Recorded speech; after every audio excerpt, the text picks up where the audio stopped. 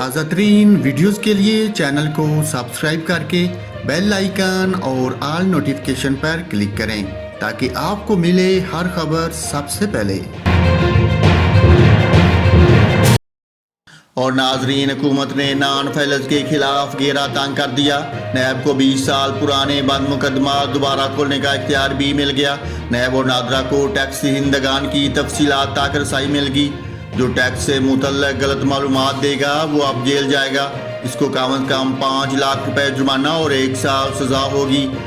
F B R non filers یعنی جو income tax گوشوارے جمع نہیں کروا رہے، ان کے ٹیلی فون اور بجلی کے کنیکشن بند کر سکے گا۔ نان فائلرز کو بینکنگ کی سہولت سے بھی محروم کیا جا سکے گا۔ ان کے بینک اکاؤنٹ بھی بند کیے جا سکیں گے۔ ٹیکس چوروں کو پکڑنے کے لیے نیا آرڈیننس جاری کر دیا گیا۔